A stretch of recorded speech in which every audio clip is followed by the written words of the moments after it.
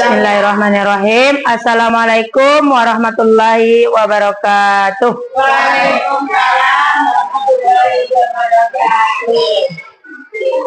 Alhamdulillahirabbil alamin wassalatu wassalamu ala asrofil anbiya'i wal mursalin wa ala alihi wa ashabihi rasulillahi ajmain. Asyhadu an la ilaha illallah wahdahu la syarikalah wa asyhadu anna Muhammadan abduhu wa rasuluh sallallahu alaihi wasallam la nabiyya ba'dah. Amma ba'du.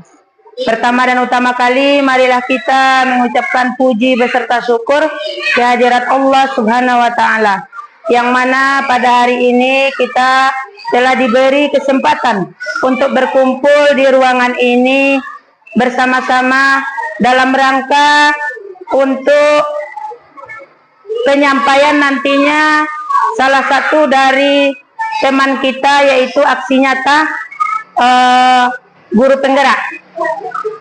Selawat beriring salam tidak lupa-lupanya kita ucapkan kepada Allah, semoga disampaikannya kepada arwah Nabi besar kita Muhammad Rasulullah Sallallahu Alaihi Wasallam yang berupa Allahumma sholli ala Sayyidina Muhammad wa ala ali Sayyidina Muhammad, yang mana beliau telah bersusah payah membawa umatnya dari alam kebodohan ke alam yang berilmu pengetahuan sebagaimana yang kita rasakan pada saat sekarang ini.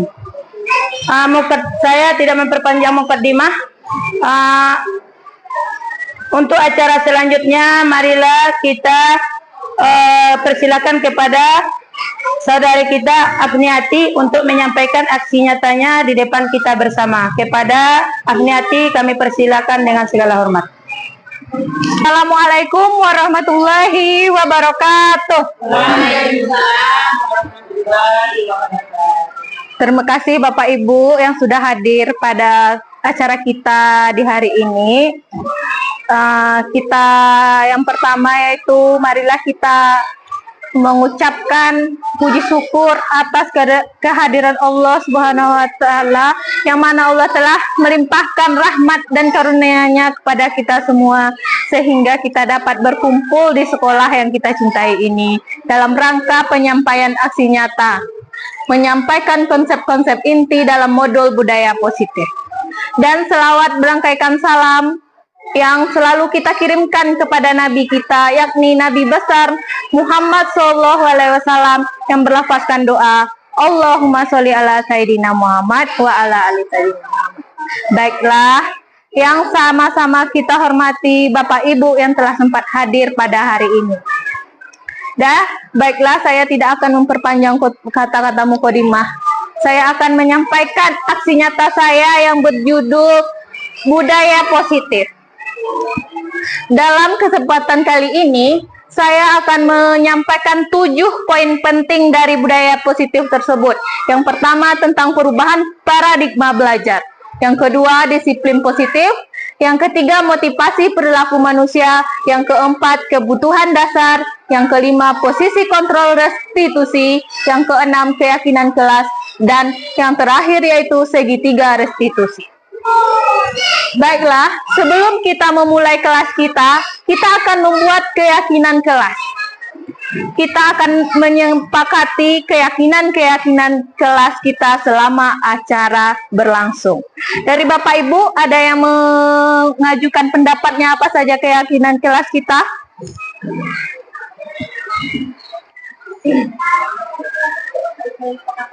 Ya. Baik. Yang pertama menghargai pendapat. Ya. Ada lagi Bapak Ibu yang mau mengeluarkan pendapatnya? Yang kedua, aktif. Aktif.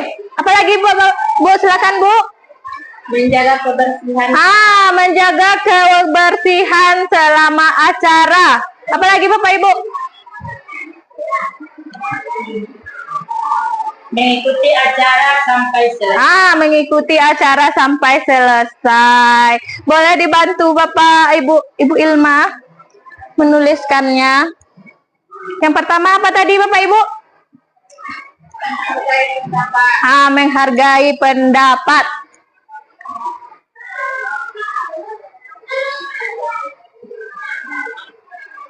menghargai pendapat.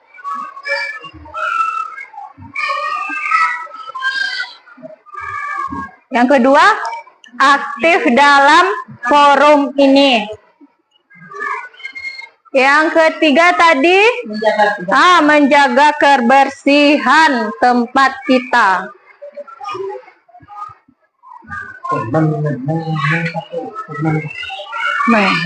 Ya, salah. Yang keempat, mengikuti acara sampai selesai. Apakah masih ada yang perlu kita tambahkan, Bapak Ibu? Atau sudah cukup yang 4 saja? Ini ada 4 keyakinan kelas yang kita sepakati untuk memulai acara kita. Apakah sudah nampak, Bapak Ibu? Ya. Apakah keyakinan ini bisa kita lakukan untuk acara? Masa. Dan selanjutnya mari kita masuk pembahasan yang pertama. Nah, kita masuk pada pembahasan kita yang pertama, yaitu tentang paradigma belajar. Kegiatan pemantiknya, coba Bapak Ibu berdiri semuanya dulu. Kita akan melakukan suatu kegiatan. Coba kita berhadap-hadapan 2 orang. Bapak boleh dengan Bapak, Pak, berdua berhadap-hadapan. Ya. Nah, sekarang kita akan melakukan permainan cobalah buka. Satu orang teman kita ini mengepalkan tangannya. Ya. Satu orang lagi berusaha membuka kepalan tangan tersebut. Anggap di dalam kepalan tangan ini adalah sesuatu yang berharga yang tidak bisa dan tidak boleh diambil oleh orang lain.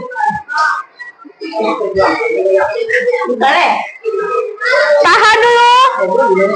Tahan. Tahan. Udah, jangan dibuka. Bergantian.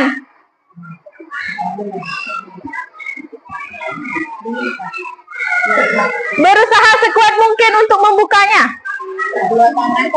Satu tangan saja.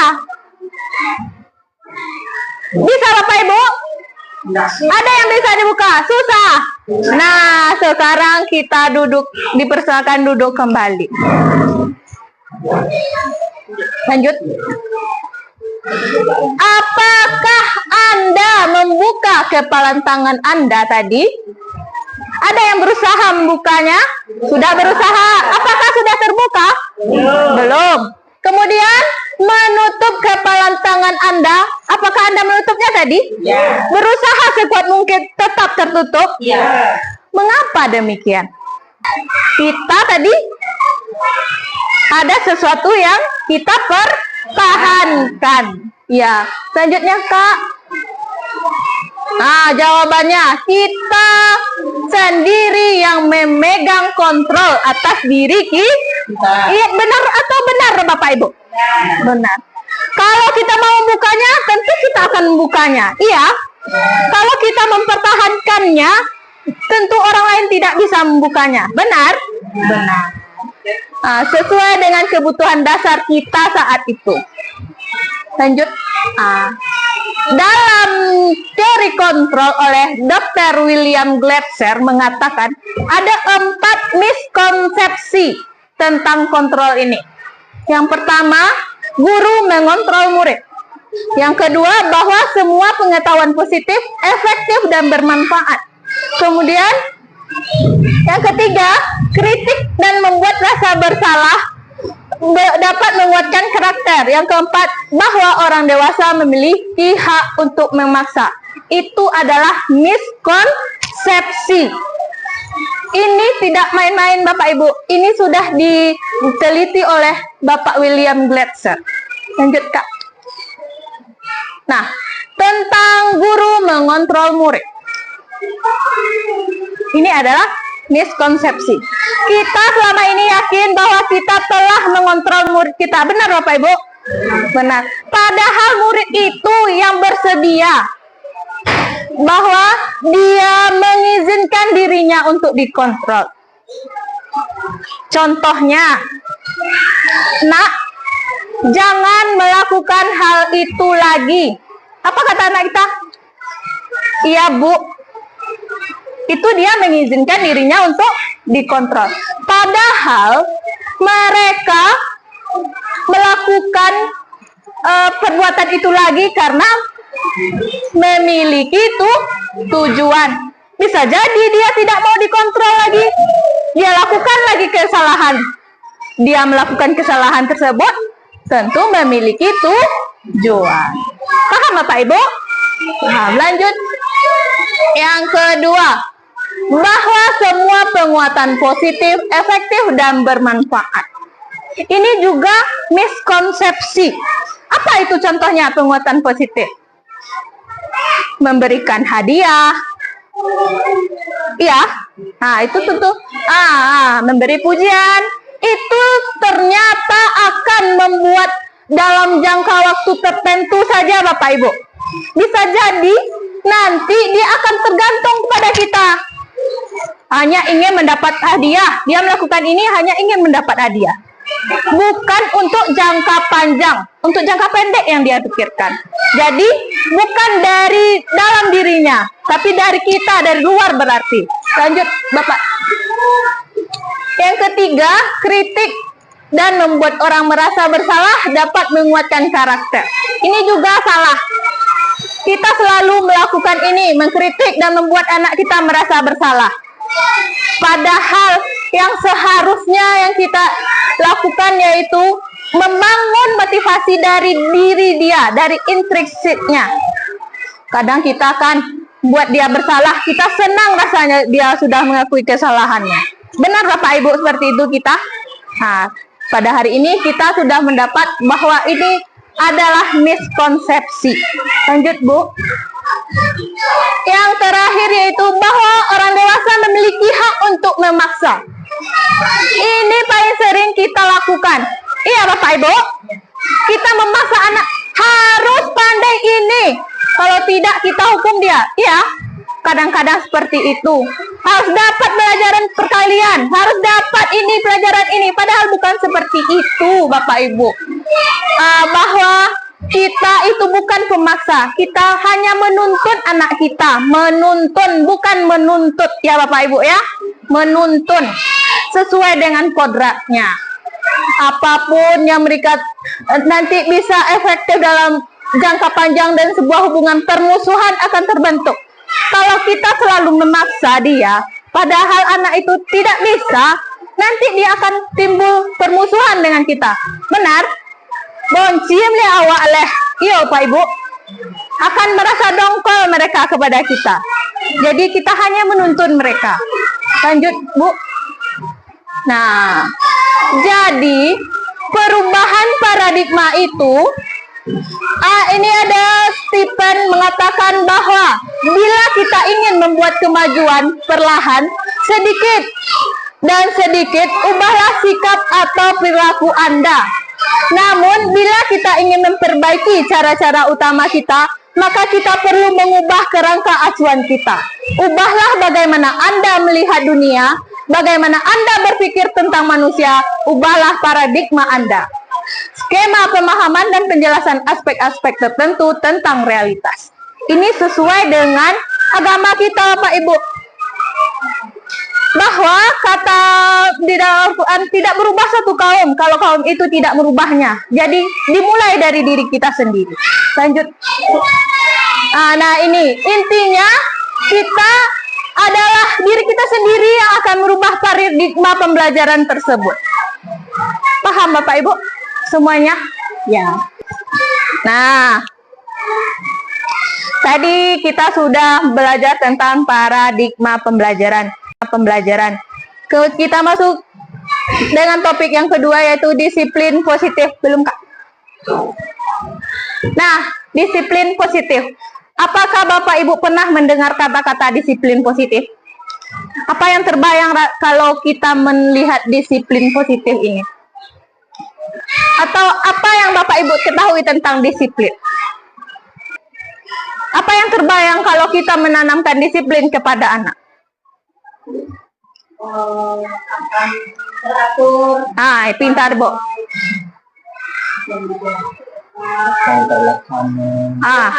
Terarah. Iya, begitu. Kalau disiplin ini berhubungan dengan waktu. Lanjut, Kak. Makna disiplin. Bapak Ki Hajar Dewantara, siapa Bapak ini, Bapak Ibu? Bapak pendidikan kita mengatakan bahwa syarat utama yang harus kita lakukan yaitu disiplin yang kuat agar tercapai kemerdekaan dalam pendidikan kita saat ini. Jadi, tugas kita sebagai guru di sekolah, kita harus menanamkan kedisiplinan. Dan hal itu juga sependapat dengan Den Goosen. Dalam bukunya mengatakan bahwa disiplin ini berasal dari bahasa Latin. Disiplina yang artinya belajar. Di sini kita di sekolah ini sama-sama mendisiplinkan diri kita. Lanjutkan. Jadi makna disiplin ini adalah bagaimana tentang disiplin diri. Dimulai dari diri kita sendiri. Pada disiplin diri ini mempelajari bagaimana cara kita mengontrol diri kita dan bagaimana kita menguasai diri untuk memilih tindakan yang mengacu pada nilai-nilai yang kita hargai agar tercapai tujuan yang diinginkan. Waalaikumsalam. Silahkan, Pak. Sebagai pendidik, tujuan kita adalah menciptakan anak-anak yang memiliki disiplin diri sehingga mereka bisa berperilaku dengan mengacu pada nilai-nilai kebajikan. Jadi, yang dimiliki anak itu motivasi intrinsik, bukan ekstrinsik. Mengerti maksudnya Bapak Ibu? Jadi,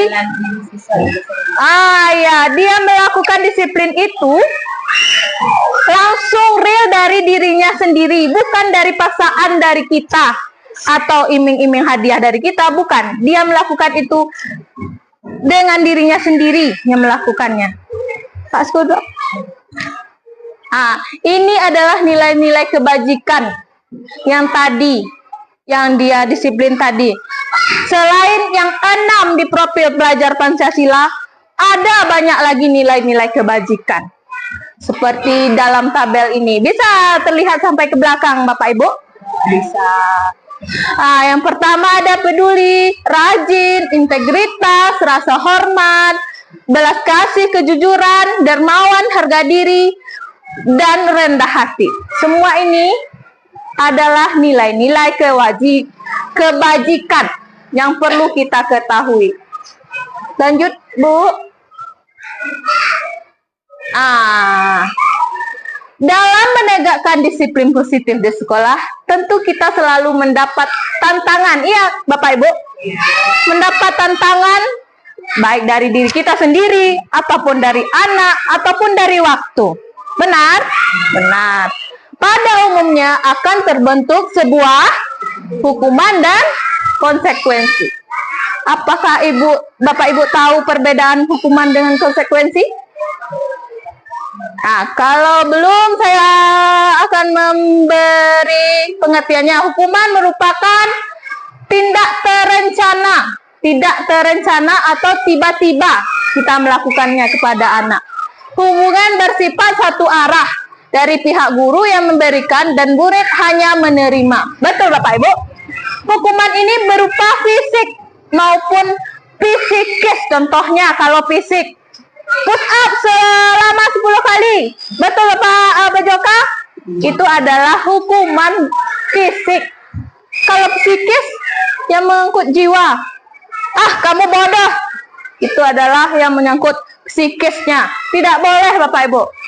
Kemudian lanjut, konsekuensi. Kalau konsekuensi ini sudah kita bahas dan sudah kita setujui dengan murid. Pamannya, sebelum kita melakukan pembelajaran baru, kita membuat kesepakatan kelas. Iya, Bapak Ibu. Di sana kita bunyikan nanti Siapa yang tidak membuat PR, konsekuensinya tinggal 30 menit menyelesaikan sebelum istirahat atau sesudah jam istirahat. Itu adalah konsekuensi, bukan hukuman. Berbeda ya Bapak Ibu? Mengerti perbedaannya Bapak Ibu? Mengerti. Lanjut. Hukuman versus konsekuensi. Nanti ada 4 pertanyaan yang saya akan berikan kepada Bapak Ibu. Bapak Ibu boleh mengisinya di dalam kertas stick note itu, dibagikan satu-satu.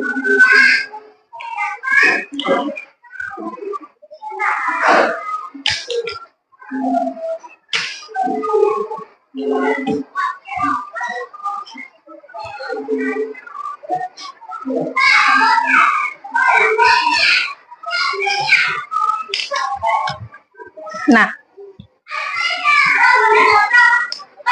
lemnya di belakang ya Bapak Ibu, nanti kita tempel di sini. Nah, lanjut Ibu.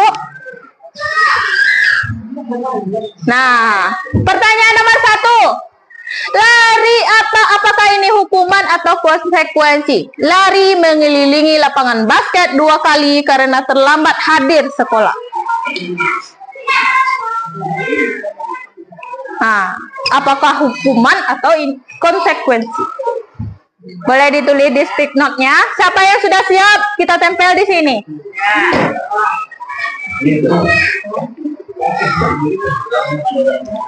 Ya. Nah. Apa dah loke dah.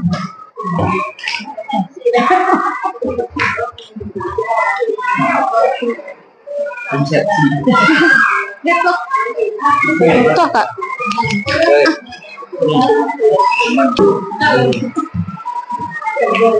Bawa bagi acak-acak. Udah bapuran ya cacanya.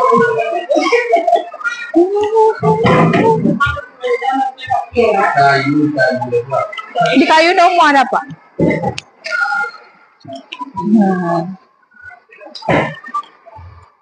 Nanti kita lihat jawaban paling banyak.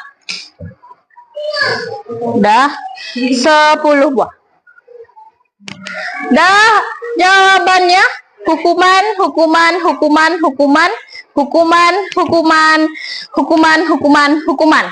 Mari kita lihat jawabannya.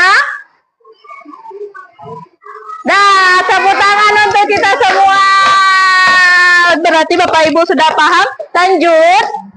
Pertanyaan yang kedua.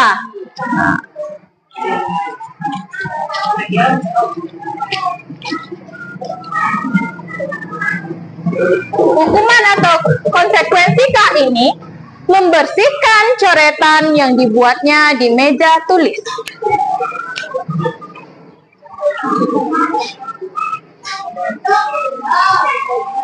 Ya, ayo anak kita menulis meja, kemudian kita suruh dia membersihkannya.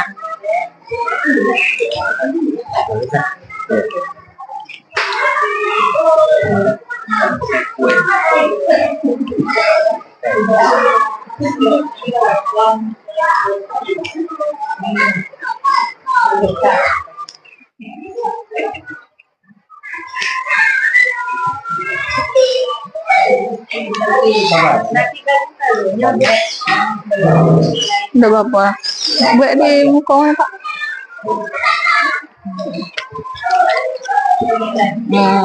Tuh.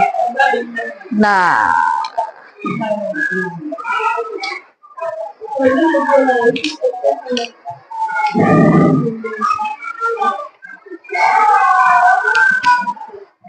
satu lagi Bapak Ibu. Nih, bapaknya. Ya. Mari kita lihat jawabannya. Konsekuensi. Kita lihat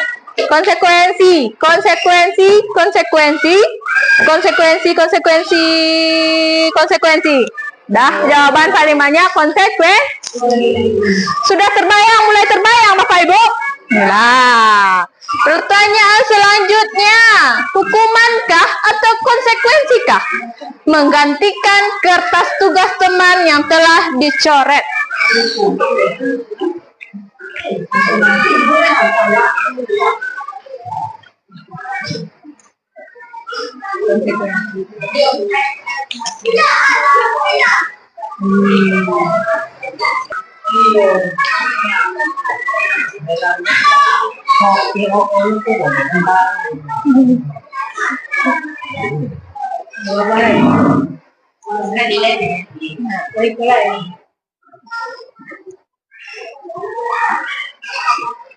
Nah, mari kita lihat jawabannya.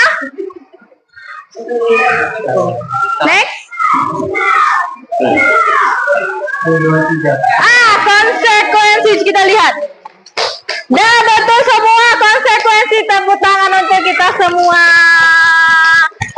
Soal selanjutnya yang terakhir ini.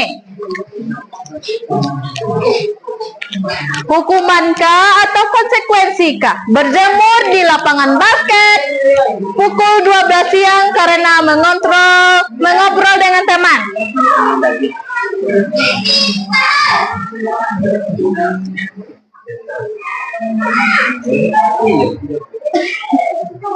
Sanksi.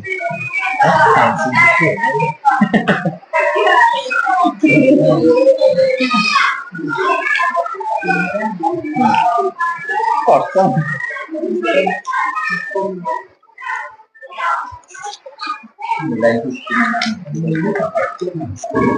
Berian.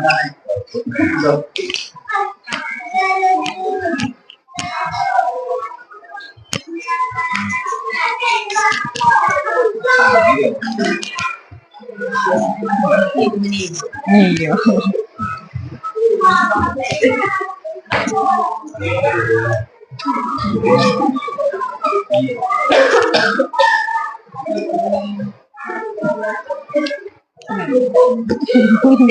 Dah, jawabannya sangat seragam sekali. Hukumankah atau konsekuensikah berjemur di lapangan basket pukul 12 siang karena mengobrol dengan teman?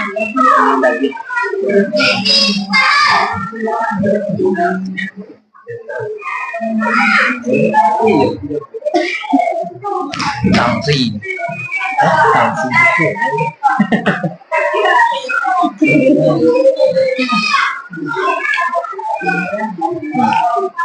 Kosong.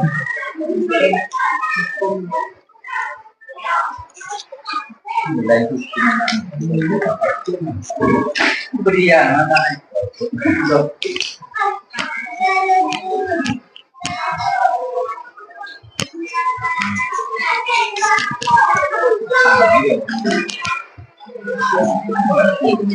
Iya.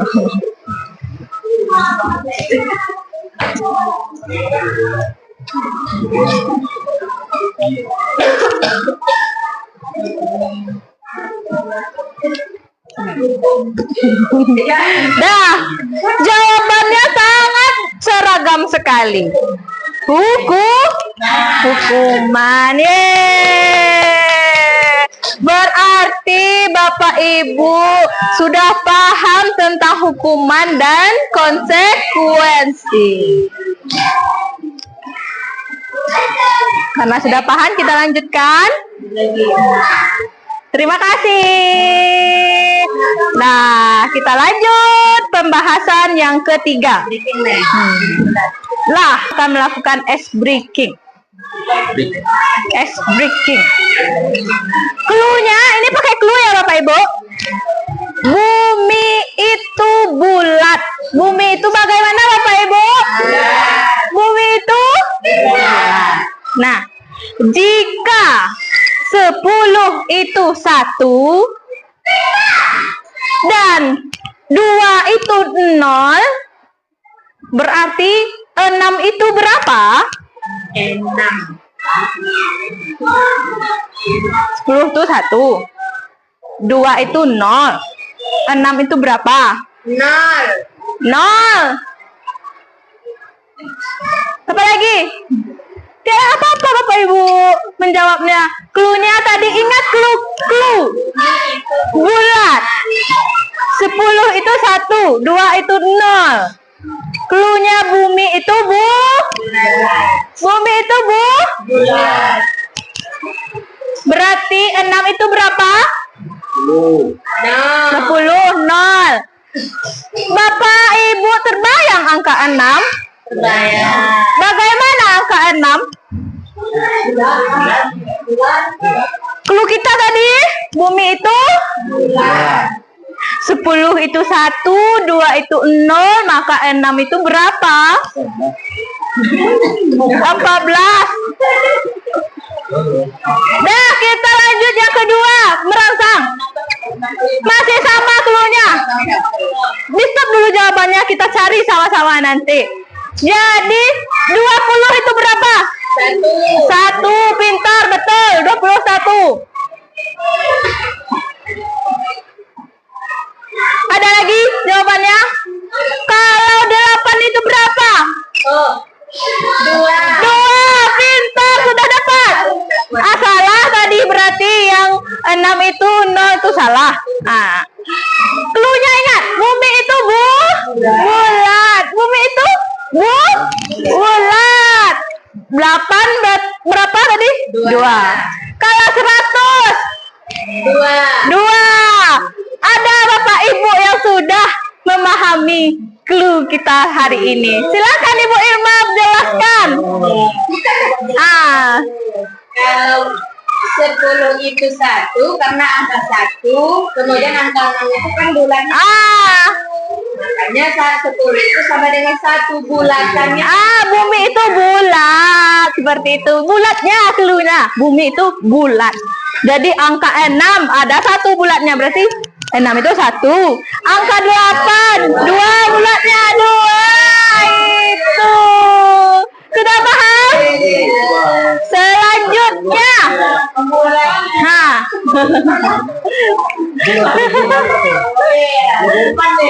Dah. Bisa?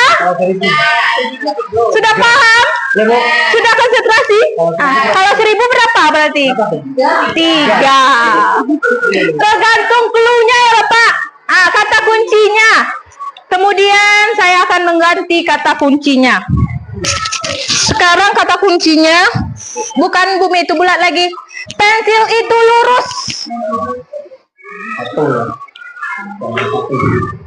Ya, pensil itu lurus. Lurus itu berarti benar. Nah, kalau angka 1 benar, angka 10 benar, 20 bagaimana? Salah. Sudah mulai konsentrasinya. Kemudian 30? Salah. Pintar. Bagaimana dengan 100? Benar. Udah tepuk tangan untuk kita semua. Sudah konsentrasi lagi. Nah, kita masuk pada pembahasan kita yang ketiga, yaitu tentang motivasi perilaku manusia. Nah, sudah nampaknya Kak. Kemudian yang ketiga tentang motivasi perilaku manusia. Motivasi. Kita melakukan sesuatu karena ada motivasi dari sesuatu di belakang. Bagaimana pembahasannya? Lanjut. Slide di bawah ini sana Kak.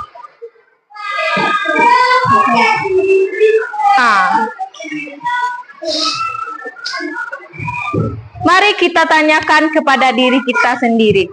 Bagaimana kita berperilaku? Mengapa kita melakukan segala sesuatu? Apakah kita melakukan sesuatu karena adanya dorongan dari lingkungan? Atau ada orang? Atau dorongan lain? Terkadang kita melakukan sesuatu karena kita menghindari rasa sakit atau ketidaknyamanan. Iya, udah sesuai bagai di hati wawa lakuan. Cuma untuk menghindari ketidaknyamanan. Terkadang Terkadang kita juga melakukan sesuatu untuk mendapat apa yang kita mau. Benar Bapak Ibu? Itu adalah teori motivasi. Lanjut. Dean Goosen mengatakan dalam bukunya bahwa ada 3 motivasi perilaku manusia. Yang pertama, kita melakukan tersebut hanya untuk menghindari ketidaknyamanan atau hukuman. Yang kedua, untuk mendapatkan imbalan atau penghargaan dari orang lain. Yang ketiga, untuk menjadi orang yang mereka inginkan dan menghargai diri sendiri dengan nilai-nilai yang mereka percaya. Benar Bapak Ibu? Kita sebagai guru pun memiliki 3 motivasi untuk berperilaku. Bagaimana dengan murid kita? Tentu sama. Dia berperilaku itu motivasinya ada 3. Kadang anak kita itu cuma untuk tidak mendapat hukuman saja, atau dia cuma mengharap imbalan dari kita, atau ada yang ketiga, emang benar lahir dari dirinya sendiri. Jadi yang terbaik dari ketiga ini yang mana Bapak Ibu? Yang nomor 3. Mari kita lihat pembahasannya. Menghindari ketidaknyamanan atau hukuman. Bahwa motivasi ini adalah yang paling rendah tingkatnya. Jadi, pernah Bapak Ibu melakukan hal ini? Tentu pernah kita melakukan semuanya. Cuman, kita tidak tahu tentang teori yang mana ini. Begitu juga dengan murid kita. Dia kadang-kadang melakukan itu cuma untuk menghindari hukuman dari kita. Dia membuat PR, dikerjakannya agar tidak dihukum sampai di sekolah. Lanjut.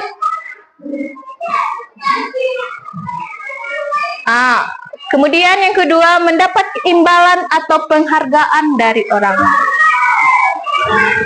Begitu juga dengan murid kita Bapak Ibu. Dia mengerjakan tugas agar kita sebagai gurunya ini nanti, kamu anak yang pintar, kita kasih dia hadiah. Itu yang mereka harapkan, penghargaan atau imbalan dari orang lain. Dan motivasi ini masih bersifat eksternal, dari luar diri anak. Lanjut Bu. Yang ketiga yaitu menjadi orang yang mereka inginkan dan menghargai diri sendiri dengan nilai-nilai yang mereka percaya. Ini adalah motivasi yang internal. Motivasi ini yang harus kita bangun di diri kita sebagai guru dan harus kita bangun kepada murid kita. Lanjut, Bu. Tujuan dari disiplin positif adalah menanamkan motivasi yang ketiga tadi kepada murid, sehingga menjadi orang yang mereka inginkan, menghargai diri sendiri dan nilai-nilai yang mereka percaya. Motivasi ini bersifat intrinsik, lahir dari diri anak tersebut. Dan motivasi yang ketiga itu yang harus kita tanamkan kepada anak. Lanjut Ibu. Ini refleksinya. Motivasi apakah yang terdapat dalam diri Bapak Ibu ketika Bapak Ibu datang mengajar tepat waktu di dalam lokal sesuai dengan tugas Bapak Ibu? Motivasi yang mana? Boleh diisi di dalam kertas yang tadi. Ini kita merefleksi diri kita masing-masing. Bapak Ibu, apakah ada paksaan nanti kalau mengajar di kelas? Atau hanya mendapat imbalan dari kepala sekolah? Atau mendapat pujian? Atau memang lahir dari diri kita masing-masing?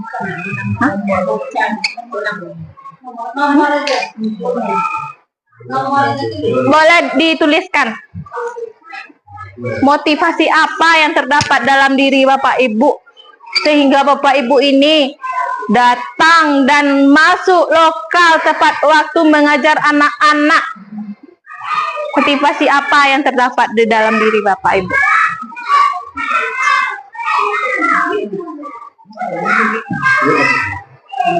Mungkin ini bisa beragam jawabannya. Karena tergantung diri kita sendiri.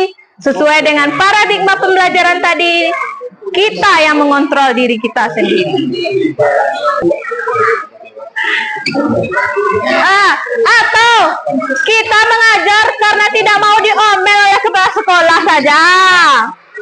Boleh, karena kita semua ini memiliki kepribadian masing-masing. Jadi jawabannya berbeda-beda.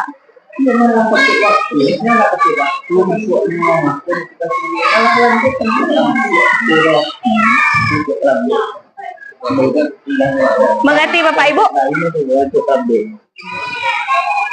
Ibu ya.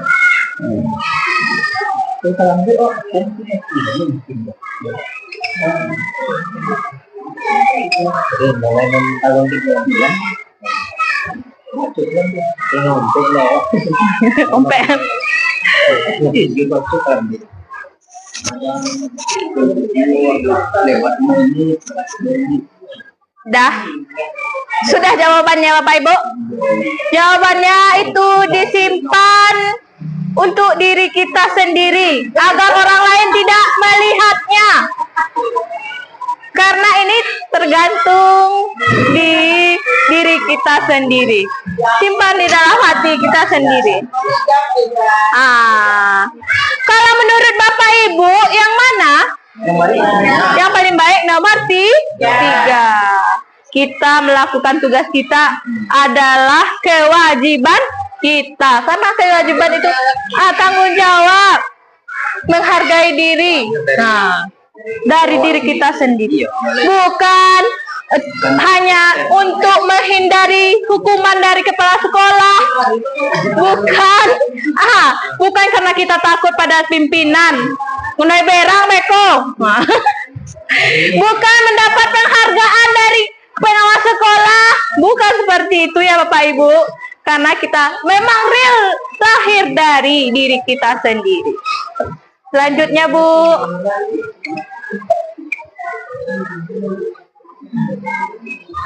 Ini ada tugas kita ini.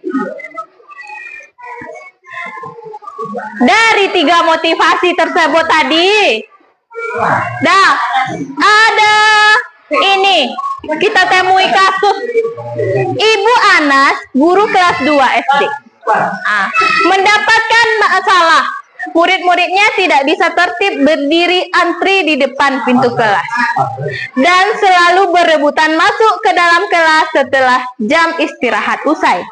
Ini tentunya sangat mengganggu proses pembelajaran di mana kelas tidak dapat mulai tepat waktu karena Ibu Anas sibuk menenangkan murid-muridnya untuk waktu cukup lama.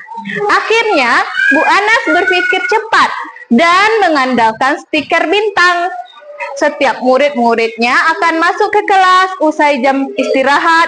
Bu Anas akan mengiming-imingi murid-muridnya dengan stiker bintang. Udah? Paham ceritanya? Lanjut Bu.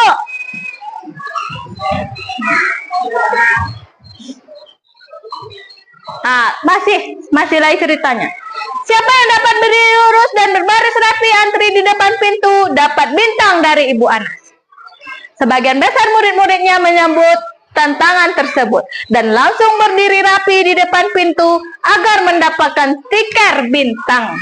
Hal ini terus dilakukan Bu Anas selama beberapa minggu karena cukup berhasil membuat murid-muridnya berdiri rapi antri di depan pintu. Sampai pada suatu saat Bu Anas sakit dan terpaksa digantikan oleh Pak Heru. Pak Heru tidak mengetahui tentang stiker bintang ini. Dan benar saja pada saat mau masuk ke kelas usai jam istirahat, murid-murid kelas 2 kembali berebutan masuk kelas. Apa yang terjadi? Mengapa? Udah paham Ibu ceritanya nih? Dah. Lanjut Bu. Kembali kita keluarkan stick note-nya. Berdasarkan teori motivasi yang 3 tadi, yang telah Anda pelajari tadi, kira-kira apa motivasi murid-murid kelas 2 untuk bersedia berdiri antri sebelum masuk ke kelas? Tulis.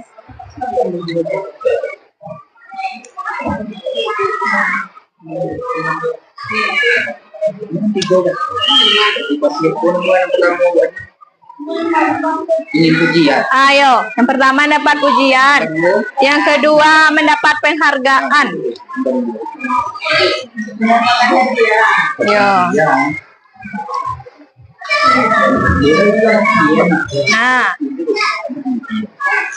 Bapak Aras. Mana di pedal?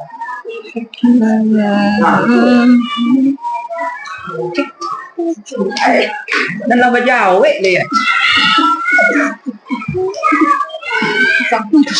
Itu dari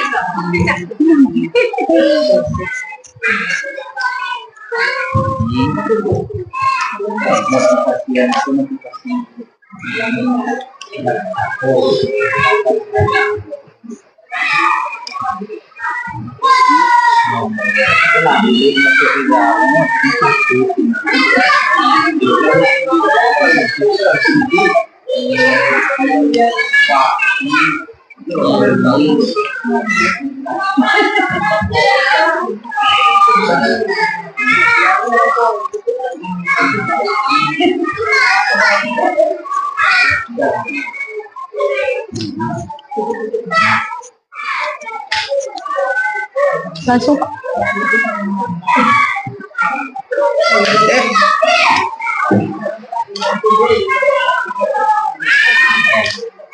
Lagi Pak.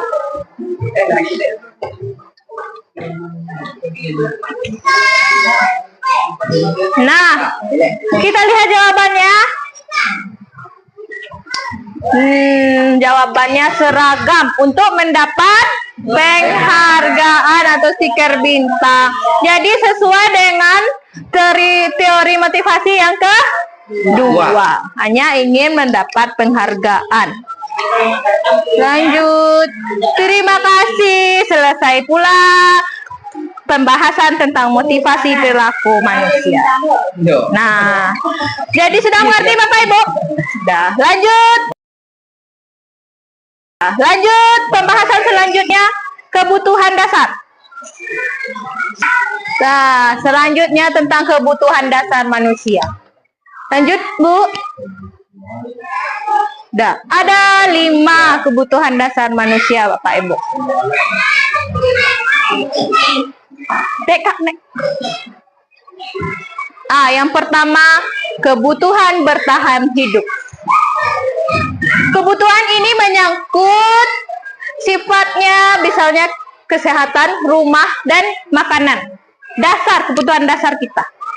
Kemudian, pokok. Lanjut. Yang kedua, kebutuhan kasih sayang dan rasa diterima. Kebutuhan untuk diterima. Kebutuhan ini dan ketiga kebutuhan berikutnya adalah kebutuhan psikologis. Di mana kebutuhan untuk disayangi dan diterima ini meliputi kebutuhan akan hubungan dan koneksi sosial. Kebutuhan untuk memberi dan menerima kasih sayang, dan kebutuhan untuk merasa menjadi bagian dari suatu kelompok. Lanjut, Bu. Ketiga, tentang penguasaan. Kebutuhan ini berhubungan dengan kekuatan untuk mencapai sesuatu, menjadi kompeten dan menjadi terampil, diakui atas prestasi dan keterampilan kita, didengarkan dan dimiliki rasa harga diri. Ini penguasaan. Selanjut, Bu, yang keempat, kebebasan. Kebutuhan ini adalah kebutuhan akan kemandirian, otonomi, memiliki pilihan dan mampu mengandalkan arah hidup seseorang. Kebebasan. Yang selanjutnya, kesenangan. Kebutuhan ini adalah kebutuhan untuk mencari kesenangan, bermain, dan tertawa.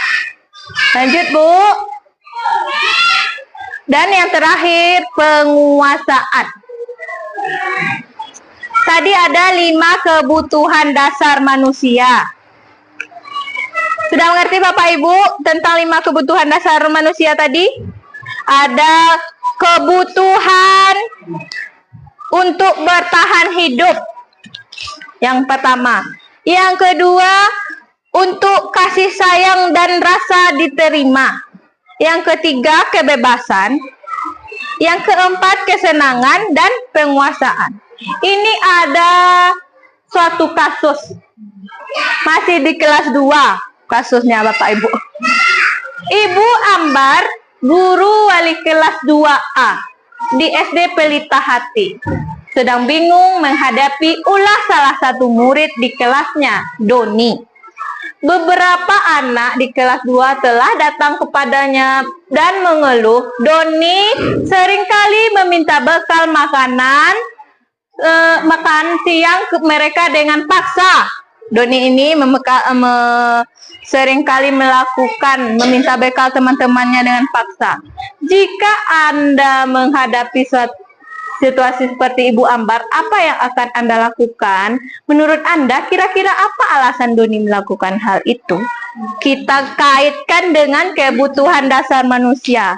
Kita catat di jawabannya, cuma satu, jawabannya panjang, boleh bervariasi. Nah, ada 5 kebutuhan dasarnya tadi untuk bertahan hidup. Apa itu? Jadi kebutuhan yang mana yang belum terpenuhi dari Doni tersebut menurut Bapak Ibu? Udah siap Bapak Ibu? Udah. Dari pertanyaan ini siapa yang mau menjelaskannya ke depan? Nah, silakan Ibu Ilma.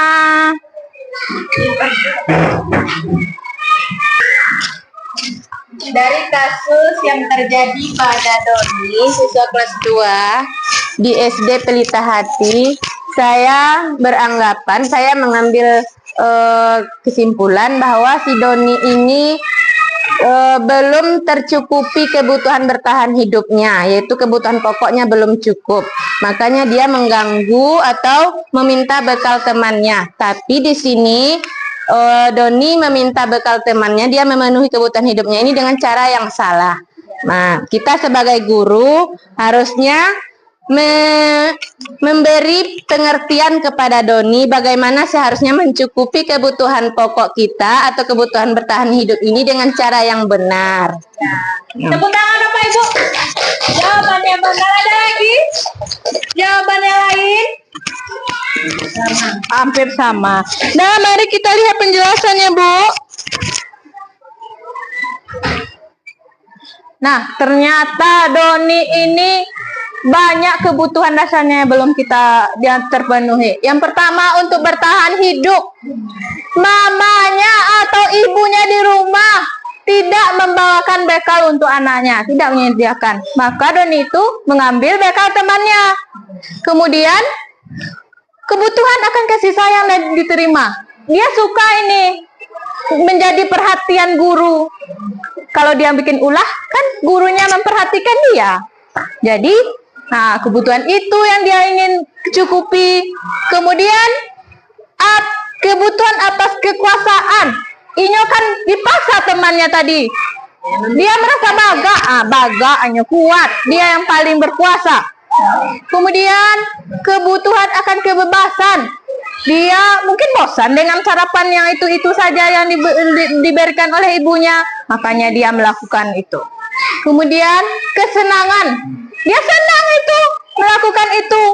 Melihat temannya menangis, dia senang. Makanya anak kita itu melakukan sesuatu belum tentu sesuai dengan paradigma tadi. Dia melakukan sesuatu karena ada tujuannya. Nah, mungkin saja tentang kebutuhan dasar ini belum tercukupi kepada anak. Jadi banyak tugas kita Bapak Ibu, kita harus memahami kebutuhan dari anak kita. Lanjut Ibu. Nah, ini ada sedikit, Ibu guru bilang, aku tidak boleh bersenandung sewaktu mengerjakan tugas. Katanya kelas harus tenang, tidak ada suara, kan nggak seru jadinya. Ini termasuk yang mana ini Bapak Ibu? Itu aja. Dia rasanya harus bersemangat belajar. Yang mana ini? Kebebasan. Ini adalah kebebasan dia. Dia merasa tidak jenuh dia. Yang kedua, ibu guru tidak menyapaku hari ini. Padahal aku pakai jepit rambut baru. Pintar kasih sayang. Terima kasih. Dah, kita lanjut materi berikutnya. Posisi kontrol restitusi. Dah, Bapak Ibu, ada 5 posisi kontrol kita dalam mengontrol murid. Yang pertama, penghukum. Yang kedua, pembuat rasa bersalah. Yang ketiga, teman. Dan keempat, pemantau. Yang kelima, manajer. Lanjut, Bu. Mari kita simak video berikut. Ada 5 posisi kontrol guru. Yang pertama, penghukum. Yang kedua, membuat merasa bersalah. Yang ketiga, teman. Dan keempat, pemantau. Yang kelima, manajer. Langsung sama video yang tadi. Kita simak video berikut karena ada di bawahnya bacaannya. Karena tidak ada suaranya keluar. Dan ini mungkin kesalahan teknis sedikit. Kita lihat bagaimana posisi kontrol kita sebagai guru. Ya. Ini posisi penghukum. Nah, kita lihat adegannya. Ini seorang anak terlambat masuk ke kelas. Dan ada guru piketnya. Nih, Naren, sini kamu. Selamat pagi, Bu, kata Naren. Kamu lagi selalu terlambat. Maaf ya, Bu, kata Naren. Apa coba alasan kamu lagi? Kamu terlambat terus. Malas sekali ya kamu tadi. Dasar pemalas. Apa kamu sudah belajar, udah berapa kali kamu terlambat? Sana kamu keliling lapangan basket 2 kali.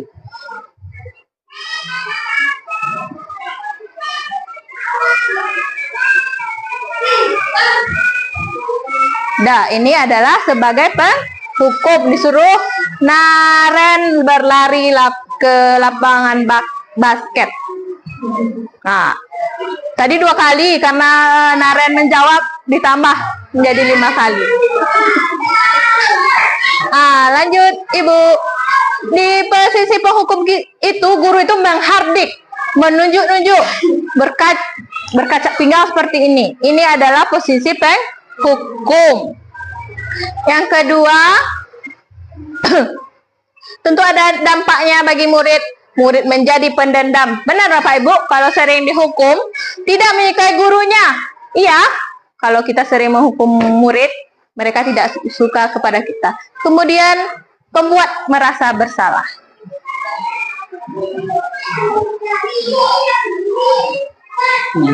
Iya, masih orang yang sama, tapi caranya yang berbeda.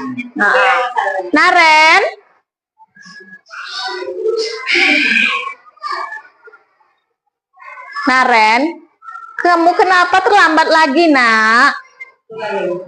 Ya Tuhan, Naren.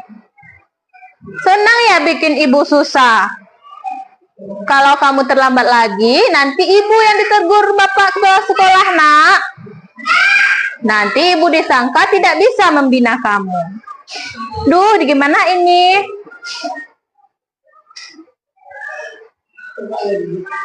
Duh, Naren. Kamu suka ya kalau ibu ditegur bapak kepala sekolah? Terus sekarang ibu harus tulis apa ini di buku absen?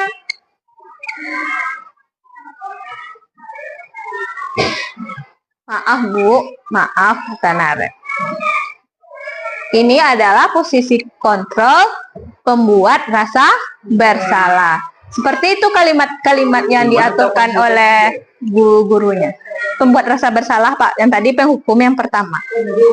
Yang kedua, membuat dia merasa bersalah dengan pertanyaan-pertanyaan yang kita buat. Dan pembuat merasa bersalah ini tentu ada kriterianya. Suara cenderung lembut, tenang dari bu gurunya, namun kata-katanya menyalahkan murid.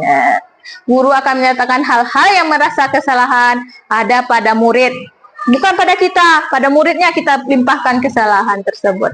Dampaknya, buat murid merasa bersalah. Timbul rasa bersalah dari murid. Kemudian rendah diri dan menarik diri dari lingkungan. Yang ketiga, posisi sebagai teman. Masih adegan yang sama, tapi cara penyampaian dari gurunya yang berbeda. Naren?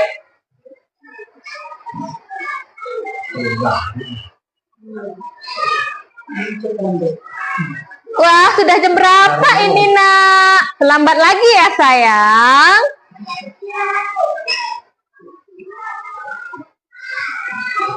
Kamu malah menyalahkan ibu kamu. Ibu kamu bukannya anak yang larinya paling kencang ya? Kok terlambat sih? Iya, Bu. Nah, dia telat bangun.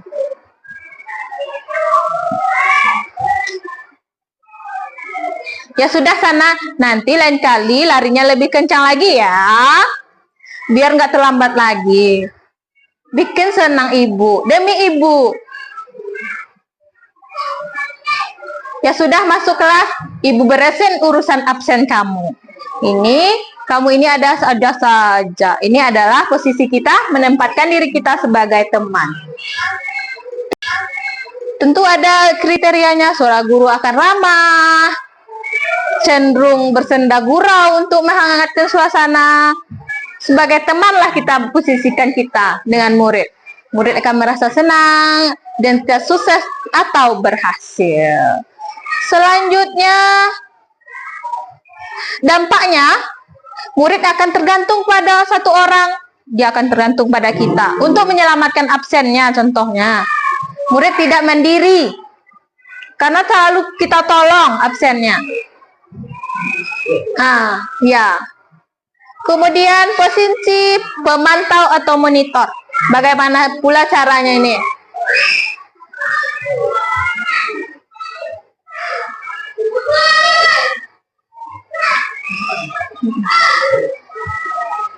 Naren?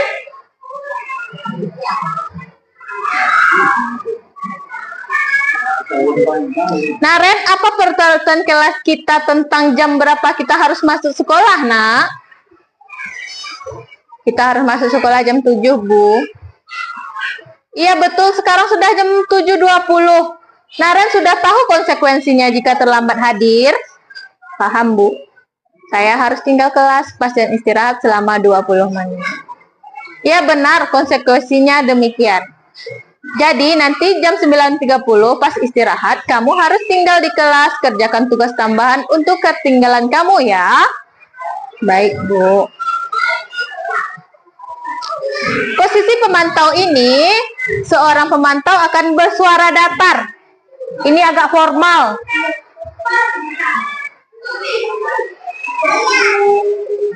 Ya. Kemudian dampaknya yaitu murid akan menghitung konsekuensi dan hadiah tanpa memahami. Kemudian yang terakhir posisi manajer.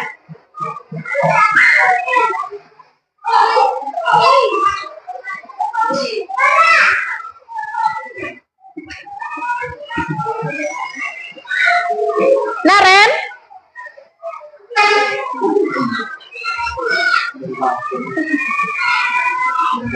Selamat pagi, Naren. Maaf, Bu, saya terlambat. Iya, sekolah masuknya jam 7, sekarang sudah jam 7.20. Jadi sekarang bagaimana ini, Naren? Baiklah, menurut kamu keyakinan sekolah yang mana yang perlu kamu tingkatkan? Menghargai diri sendiri dan orang lain mungkin ya, Bu? Setuju. Jadi apakah Naren meyakini prinsip saling menghormati tersebut? Ya, Bu, saya meyakininya. Apakah Naren bersedia memperbaiki masalah terlambat ini? Bagaimana kamu akan memperbaiki masalah terlambat ini, Naren? Kata Naren, saya untuk menyetel alarmnya. Menyetel alarm di rumah.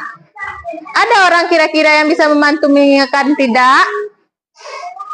Ada, Bu, nyatanya kakak saya. Ada lagi selain Kak Emma? Ada ibunya. Baik, jadi yang mengingatkan Naren adalah Kak Emma dan ibu kamu ya. Kira-kira kapan kamu akan memulainya?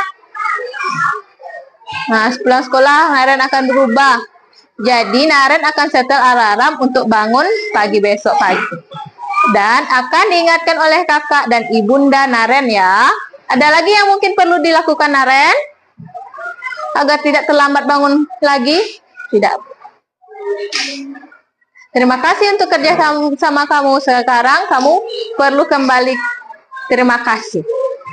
Dah, itulah tadi 5 posisi kontrol guru. Yang pertama, penghukum. Yang kedua, pembuat merasa bersalah. Yang ketiga, teman. Yang kelima, pemantau. Yang kelima, manajer. Jadi menurut Bapak Ibu yang mana yang paling bagus nih posisi kontrolnya? Ya. Menurut Bapak Ibu yang mana? Manajer. Berarti Bapak Ibu sudah paham tentang 5 posisi kontrol. Selanjutnya kita akan membahas tentang keyakinan kelas. Selanjutnya tentang keyakinan kelas. Lanjut, Bu. Di sini kita akan mempelajari tentang keyakinan kelas. Mengapa keyakinan kelas? Mengapa tidak peraturan kelas saja yang kita bikin? Nah, kita bahas. Lanjut, Bu. Karena keyakinan itu kita buat secara bersama-sama, berdiskusi. Kalau peraturan itu kan sudah ada, sifatnya memaksa. Kalau keyakinan itu juga memaksa, tetapi lahir dari kita bersama. Jadi yang kita buat itu bukan peraturan, jadi keyakinan kelas. Ngerti Bapak Ibu? Ngerti. Lanjut, Bu. Ada proses pembuat keyakinan kelas. Yang pertama, mempersilahkan warga sekolah atau murid kita untuk mencurahkan pendapatnya, apa saja yang harus kita yakini di dalam kelas tersebut. Kemudian, mencatat semua masukan dari murid atau warga sekolah. Setelah kita mencurahkan pendapat, kemudian kita catat. Yang selanjutnya, susunlah keyakinan kelas sesuai prosedur pembentukan keyakinan kelas. Ubah kalimat yang negatif menjadi positif. Contohnya ada kalimat negatifnya, jangan berlari di kelas atau di koridor. Kalimat positifnya, berjalanlah di kelas atau di koridor. Contoh yang lain, jangan membuang sampah di dalam kelas. Bagaimana kalimat positifnya? Buanglah sampah ke tong sampah. Berarti Ibu jangan buat kalimat negatifnya. Yang kita buat adalah kalimat positif. Yang keempat, setelah keyakinan kelas itu dipersilakan meninjau ulang. Kita tinjau ulang apa saja yang sudah kita buat. Kemudian lanjut, Bu. Yang terakhir, kita letakkan di dinding kelas dan kita lakukan. Biar tampak, dilihat semua warga. Ya, sudah bisa berarti membuat keyakinan kelas apa Ibu? Sudah. Lanjut, Bu. Nah, ini contoh keyakinan kelas. Ada di kelas 1 dan kelas 5. Setiap anggota kelas perlu belajar, setiap anggota kelas perlu senang, merasa aman. Seperti itu keyakinan kelas yang kita bikin ya Bapak Ibu ya. Lanjut, Bu.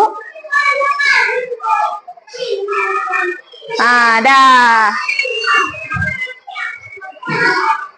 Terima kasih. Kita lanjut segitiga restitusi.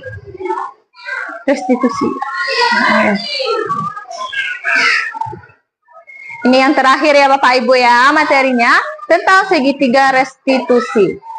Mari kita tonton bersama videonya Bapak Ibu.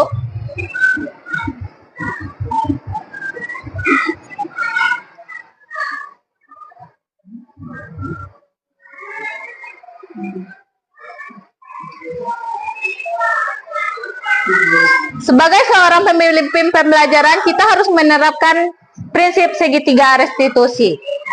Mari kita simak pembahasannya.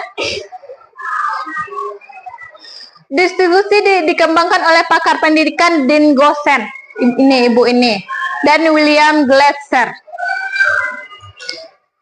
dari teori kontrol. Belayang-layang.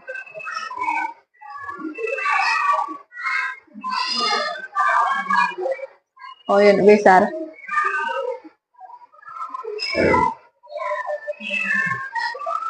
Dah, kita simak ini. Bacalah kasus berikut. Asifah adalah murid kelas 3 SDN 23 Cahaya Berkah. Pada saat jam istirahat dia kedapatan membuang sampah di dalam kelas. Hal itu diketahui oleh ketua kelas dan banyak teman-teman juga melihatnya. Sontak ketua kelas melaporkan perbuatan Sifah kepada guru kelas 3. Sifah pun dipanggil ke kantor untuk diselesaikan masalahnya. Lanjut, Bu.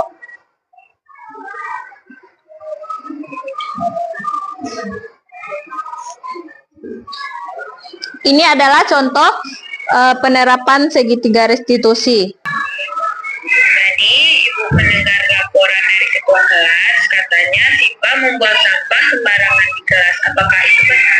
Benar, Bu. Benar, Bu. Ya, membuat kesalahan itu tidak apa-apa.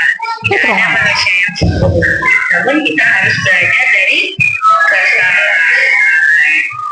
Sifah pasti punya alasan tadi mengapa Sifah membuang sampah sembarangan di kelas. Apa karena saya tidak menemukan tong sampah. Oh, jadi Sifah tadi tidak menemukan tong sampah. Kira-kira berapa kali Sifah buang sampah di kelas tadi? Sudah 3 kali. Menurut Sifah, keyakinan kelas yang mana yang sudah Sifah lakukan tadi?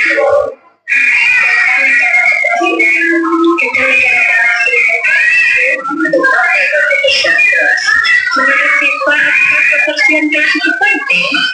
Penting karena kebersihan adalah sebagian dari iman. Dari itu Sifah udah tahu kebersihan adalah bagian dari iman. Kira-kira apa yang bisa Sifah lakukan agar perbuatan tadi tidak terulang? Saya akan mencari tong sampah, kemudian saya akan membuangnya. Minta Sifah akan mencari tong sampah, baru kita buang sampahnya di sana agar tidak terulang buang sampah di kelas. Apakah Sifah mau melakukannya? Janji dengan ibu? Janji. Terima kasih. Sifah sudah mau melakukannya dan ibu makan kepada Sifah. Sekarang Sifah boleh masuk ke dalam lokal lagi. Dah, itu tadi Bapak Ibu tentang segitiga restitusi. Di mana segitiga restitusi itu memuat 3 tahapan. Yang seperti yang sudah kita saksikan di dalam video tadi. Dah, ada 3 tahapannya, yaitu yang pertama menstabilkan identitas murid. Jadi kita tidak boleh mematikan identitas anak, tidak boleh langsung menghardik-hardiknya. Dia punya alasan melakukan sesuatu tersebut. Kemudian kita validasi tindakan yang salah, tidak langsung menghardiknya. Contohnya, memang tidak ada manusia yang sempurna. Manusia pasti membuat kesalahan. Itu validasi dari kita tentang kesalahan yang telah dia perbuat. Kemudian selanjutnya yang terakhir, kita tanyakan keyakinan dia. Apakah keyakinan, kan tadi sudah kita sepakati keyakinan kelas. Kita tanyakan lagi, keyakinan yang mana sudah dia langgar.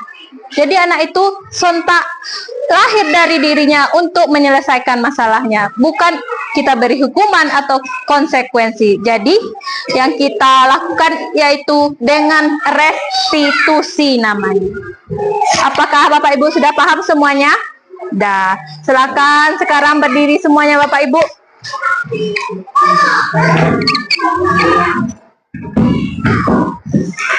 Dah, dengan berakhirnya materi tadi, berakhir pula lah acara kita pada hari ini.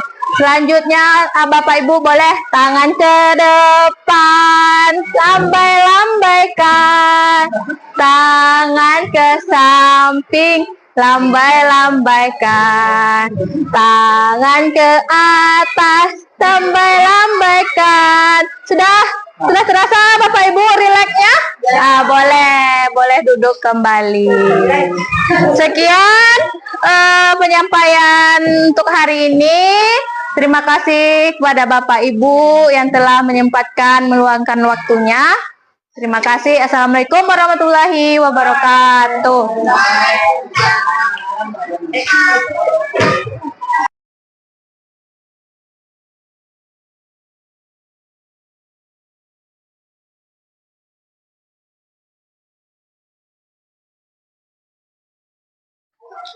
Ananda Syifa, tadi Ibu mendengar laporan dari ketua kelas, katanya Syifa membuang sampah sembarangan di kelas. Apakah itu benar? Benar, Bu. Maaf ya, Bu. Ya, membuat kesalahan itu tidak apa-apa. Tidak ada manusia yang sempurna. Namun kita harus belajar dari kesalahan. Syifa pasti punya alasan tadi mengapa Syifa membuang sampah sembarangan di kelas. Apa Karena saya tidak menemukan tong sampah, Bu. Oh, jadi Syifa tadi tidak menemukan tong sampah. Kira-kira berapa kali Syifa membuang sampah di kelas tadi? 3 kali, Bu. Sudah 3 kali. Menurut Syifa, keyakinan kelas yang mana yang sudah Syifa langgar tadi? Tentang menjaga kebersihan kelas, Bu. Tentang menjaga kebersihan kelas. Menurut Syifa, apakah kebersihan kelas itu penting? Penting, Bu. Penting, karena kebersihan adalah sebagian Dari iman. Pintar, itu Syifa udah tahu. Kebersihan adalah sebagian dari iman. Kira-kira apa yang bisa Syifa lakukan agar perbuatan tadi tidak terulang? Saya akan mencari tong sampah, Bu. Kemudian saya akan membuangnya di sana. Pintar. Syifa akan mencari tong sampah, baru kita buang sampahnya di sana agar tidak terulang membuang sampah di kelas. Apakah Syifa mau melakukannya? Mau, Bu. Janji dengan Ibu? Janji. Ya, janji. Terima kasih. Syifa sudah mau merubahnya dan Ibu maafkan perbuatan Syifa. Sekarang Syifa boleh masuk ke dalam lokal lagi.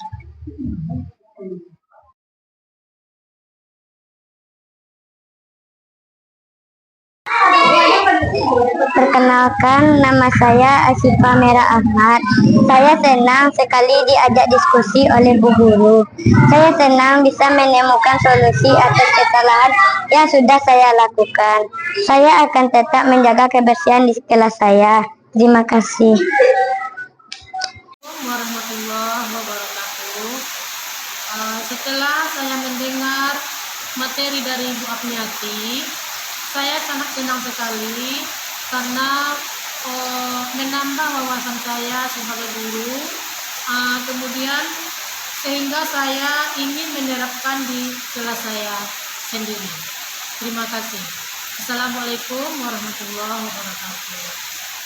Warahmatullahi wabarakatuh. Saya sudah membagikan aksi nyata saya pada hari Kamis tanggal 29 Agustus tahun 2024.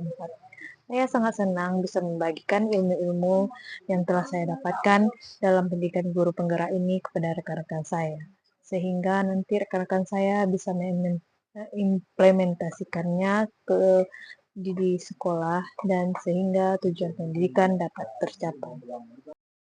Rencana perbaikan di masa yang akan datang yaitu saya akan selalu berusaha mengembangkan diri dan menuntut ilmu-ilmu baru tentang budaya positif sehingga saya bisa berbagi dengan rekan-rekan dan saya akan selalu meminta pendapat dari kepala sekolah dan rekan-rekan atas apa yang telah saya lakukan sehingga ada kemajuan untuk masa yang akan datang.